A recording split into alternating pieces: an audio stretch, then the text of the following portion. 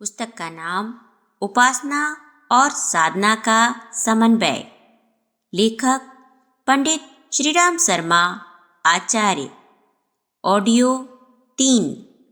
जीवन के सफेद और काले पक्ष को समझ लेने के उपरांत सहज ही यह प्रश्न उठता है कि क्या ऐसा संभव नहीं है कि परिस्थितियों के ढांचे में ढले, लोक प्रभाव में बहते हुए संग्रहित कुसंस्कारों से प्रेरित वर्तमान अनगढ़ जीवन को अपनी इच्छानुसार अपने स्तर का फिर से गढ़ा जाए और प्रस्तुत निकृष्टता को उत्कृष्टता में बदल दिया जाए। उत्तर ना और हाँ दोनों में दिया जा सकता है। ना उस परिस्थिति में जब आंतरिक परिवर्तन की उत्कट आकांक्षा का अभाव हो और उसके लिए आवश्यक साहस जुटाने की उमंगें उठती ना हो। दूसरों की कृपा सहायता के बलबूते उज्जवल भविष्य के सपने तो देखे जा सकते हैं, पर वे पूरे कदाचित ही कभी किसी के होते हैं। बाहरी देवी और सांसारिक सहायताएं मिलती तो हैं, पर उन्हें पाने के लिए पात्रता की अग्नि परीक्षा में गुजरते हुए अपनी प्रामाणिकता का परिचय देना पड़ता है। उतना झंझट सिर पर उठाने का मन ना हो, सहज ही कुछ इधर उधर की हथफेरी करके भौतिक संपदाएं, आत्मिक विभूतियां पाने के लिए जी ललचाता भर हो तो कहा जा सकता है कि व्यक्तित्व को महामानवों के स्तर पर गठित करना और उसके फलस्वरूप उच्च स्तरीय सिद्धियां प्राप्त कर सकना एक प्रकार से असंभव ही है। उत्तर नकारात्मक समझा जा सकता है। हाँ, उस स्थिति में कहा जा सकता है जबकि साधक में यह विश्वास उभरा हो कि वह अपना स्वामी आप है।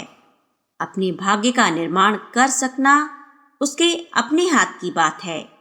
दूसरों पर न सही, अपने शरीर और मन पर तो अपना अधिकार है ही, और उस अधिकार का उपयोग करके मैं किसी प्रकार का कोई व्यवधान या हस्तक्षेप कहीं से भी नहीं हो सकता। मन की दुर्बलता ही है जो ललचाती, भ्रमाती और गिराती है। तनकर खड़ा हो जाने पर भीतरी और बाहरी सभी दबाव समाप्त हो जाते हैं और अभिष्ट दिशा में निर्भयता एवं निश्चिंतता के साथ बढ़ा जा सकता है। समुद्र की गहराई में उतरकर मोती खोजने में विशिष्ट प्रकार के साधन एवं प्रशिक्षण की आवश्यकता होती है। जीवन समुद्र की गहराई में उतरकर एक से एक बहुमूल्य रत्न खोज लाना सरल है। इसमें किसी बाहरी साधन या उपकरण की जरूरत नहीं, मात्र प्रचंड संकल्प शक्ति चाहिए। प्रचंड का तात्पर्य है धैर्य और साहस का उतनी मात्रा में समन्वय जिससे संकल्प के डगमगाते रहने की बाल बुद्धि उभर आने की आशंका न हो। स्थिर बुद्धि से सतत प्रयत्न करते रहने और फल प्राप्ति में देर होते देखकर अधीर न होने की, वरन दूने उत्साह से प्रयत्न करने की सजीवता जहाँ भी होगी वहाँ सफलता पैर चूमने के लिए सामने हाथ जोड़े सिर झुकाए खड़ी होगी।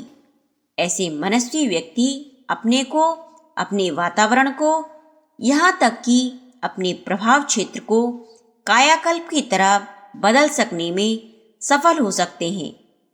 जीवन परिष्कार की भविष्यवाणी करते हुए ऐसे लोगों की सफल संभावनाओं को हाँ कहकर आश्वस्त किया जा सकता है।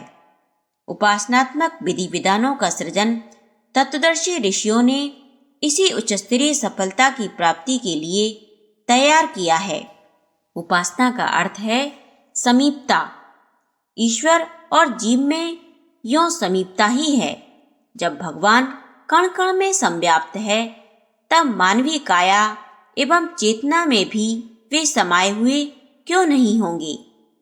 जो अपने में ओतप्रोत ही है वह दूर कैसे, और जो दूर नहीं है उसकी समीपता का क्या अर्थ। इस असमंजस की विवेचना इस प्रकार होती है कि यह समीपता उथली है, गहरी नहीं। माना कि शरीर में हलचलों के रूप में और मन में चिंतन के रूप में विश्वव्यापी चेतना ही काम कर रही है, तो भी स्पष्ट है कि जीव की आस्थाएं और आकांक्षाएं दिव्य सत्ता के अनुरूप नहीं हैं। उनमें निकृष्टता का आसुरी अंश भी भरा पड़ा है। मनुष्यता की सार्थकता तभी है जब उसका स्वरूप और स्तर भी उसी के अनुरूप ऊंचा उठ सके। निम्न योनियों के जीवधारी पेट और प्रजनन के लिए जीते हैं। स्वार्थ सिद्धि ही उनकी नीति होती है। शरीरगत लाभ ही उनके प्रेरणा स्रोत होते हैं। दूसरों के साथ वे आत्मभाव बहुत थोड़ी मात्रा में मिला पाते हैं और परमार्थ परायणता के अंश नगण्य जितने ही देखे जाते हैं। यदि यही अंतःस्थिति मनुष्य की भी बनी रहे तो समझना चाहिए कि कायिक विकास ही हुआ, चेतनात्मक नहीं। नर कीट नर पशु उन्हें कहते हैं जो शरीर संरचना भर से मनुष्य हैं। उनके दृष्टिकोण में पिछली योनियों जैसी निकृष्ट स्वार्थपरता ही भरी पड़ी है। आयु की दृष्टि से प्रौढ़ हो जाने पर भी यदि सारा आचार व्यवहार बच्चे जैसा ही बना रहे तो उस अविकसित स्थिति पर चिंता व्यक्त की जाएगी। ठीक यही स्थिति उन मनुष्यों की है जो शरीर से तो सुरदुर्लभ काया में प्रवेश पा गए, पर उनने अपने दृष्टिकोण में क्रियाकलाप में वही पिछड़ा हुआ क्रियाकलाप संजोए रखा। इस दयनीय स्थिति से पीछा छुड़ाने के लिए ईश्वर की समीपता का, उपासना का उपक्रम बनाना पड़ता है। शरीर ठंड से कांप रहा हो तो आग की समीपता से आवश्यक गर्मी प्राप्त की जा सकती है। आदर्शवादिता से रहित मानव जीवन घिनौना ही कहा जाएगा। जो पशु के लिए क्षम्य है वही मनुष्य के लिए अक्षम्य। पशु निर्वसन रहते खुले में मलमूत्र त्यागते और रतिकर्म करते हैं। मनुष्य वैसा करेगा तो भर्त्सना का पात्र बनेगा। शिष्णोधर परायणता निकृष्ट क्रमी कीटकों के लिए स्वाभाविक हो सकती है, मनुष्य के लिए तो वह स्थिति निंदनीय ही मानी जाएगी। संगति का, समीपता का प्रभाव सर्वविदित है। चंदन की समीप उगे हुए झाड़ जंगार भी सुगंधित हो जाते हैं। कोयले की और गंधी की दुकान पर बैठने वाले कालोज का धब्बा और सुगंध का छींटा साथ लेकर जाते हैं। दुष्टों की समीपता से दुर्गति और सज्जनों की सानिध्य से सद्गुणों की वृद्धि और प्रगति की संभावना का साकार होना सर्वविदित है। ईश्वर उत्कृष्टताओं का भंडागार है।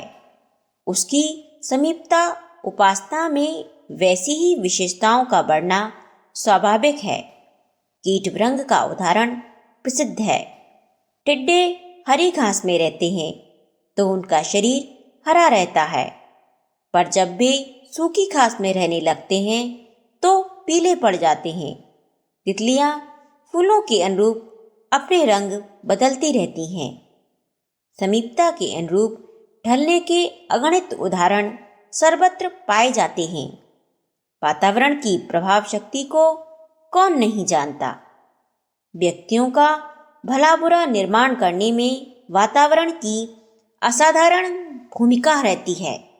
उपासना का क्रियाकृत्य अंतरंग और बहिरंग स्तर का ऐसा माहौल बनना चाहिए जिससे व्यक्ति के भावनात्मक स्तर में उत्कृष्टता की अभिव्यक्ति होती हो।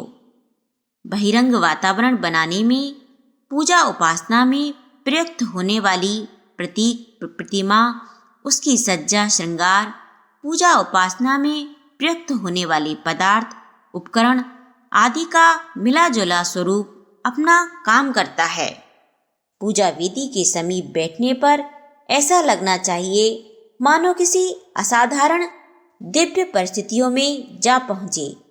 मंदिर, देवालय, पूजाघर, देवपीठ, आराधना कक्ष को बनाने में उपयुक्त वातावरण बनाने का तथ्य ही प्रधान रूप से काम करता है। वहाँ के सुसज्जा साधन सजोने में इसी बात का ध्यान रखा जाता है कि उस स्थान में जाते ही मन अपने आप को पवित्रता की दिव्य परिस्थितियों से घिरा हुआ अनुभव करने लगे। सामान्य वातावरण से उपासना कक्ष का वातावरण भिन्न रखा जाता है और वहाँ की परिस्थितियाँ ऐसी बनाई जाती हैं जिनमें बैठने पर उत्कृष्टता की अनुभूति बढ़ने से सुविधा मिल सके। देवालयों, तीर्थों एवं निजी पूजा गृहों में स्थापित देव प्रतिमा के आधार पर की गई पूजा आराधना सर्वसुलभ एवं सामान्य मनोभूमि के लिए सर्वदा उपयुक्त है। यदि उसके पीछे जुड़ गई दिग्भ्रांतियां और अवांछनीयताओं को हटा दिया जाए तो इस माध्यम को व्यक्ति एवं समाज को भावनात्मक एवं नैतिक स्तर को ऊंचा उठाने में बहुत सहायक सिद्ध पाया जाएगा। मूर्ति, चित्र, पुष्प आदि की साज सज्जा, शांत वातावरण आदि उपासना के उपयुक्त मनोभूमि बनाने में सहायता करते हैं। मूर्ति आदि को ही सब कुछ मान लेना बुरा है, उसका समुचित उपयोग बुरा नहीं है। मूर्ति एक संकेत है, प्रतीक है। पुस्तक भी एक मूर्ति है, उसमें छपी हुई आड़ी टेढ़ी लकीरों के रूप में अक्षर होते हैं। देखने में यह पुस्तक प्रतिमा सर्वदा जड़ है, उसमें चेतन नहीं खोजा जा सकता, पर उस पुस्तक के सहारे हमारे मनोक्षेत्र में मनुष्यों द्वारा प्रतिपादित अत्यंत महत्वपूर्ण विचार उत्पन्न होते और पनपते हैं। इस मानी में वह चेतन भी है। गीता की पुस्तक जड़ है, उसे झींगुर, कीड़े, चूहे आसानी से काट सकते हैं, पर इतने भर से उस ज्ञान प्रतिमा का मूल्य किसी भी प्रकार घट नहीं जाता। भगवान श्री कृष्ण और अर्जुन के बीच हुआ दिव्य संवाद उसके प्रश्नों पर पढ़ा जा सकता है और वैसा ही लाभ लिया जा सकता है जैसा कि उस अवसर पर स्वयं उपस्थित रह सकने पर हो सकता था। पत्र व्यवहार में कितना महत्वपूर्ण आदान प्रदान होता है, यह किसी से छिपा नहीं है। महत्वपूर्ण इकरारनामे दस्तावेज जड़ कागज पर ही होता है, पर उसके आधार पर कितने बड़े फैसले होते हैं इसे कौन नहीं जानता। क्योंकि कागज पानी में गल सकता है, इसलिए इस पर लिखे आलेखों का कोई महत्व नहीं, ऐसा सोचना उपहासास्पद है। हम अपने पूर्वजों, गुरुजनों अथवा मान्य प्रतीकों के प्रति असीम सम्मान रखते हैं और उनकी अवज्ञा पर दुख मानते एवं रोष प्रकट करते हैं। भगवान जड़ तो नहीं है, पर वह जड़ पदार्थों में समाया हुआ न हो ऐसी भी कोई बात नहीं है। जब जड़ चेतन सभी में उसकी सत्ता विद्यमान है तो प्रतिमा में उसकी उपस्थिति न होने की बात भी क्यों सोची जाए।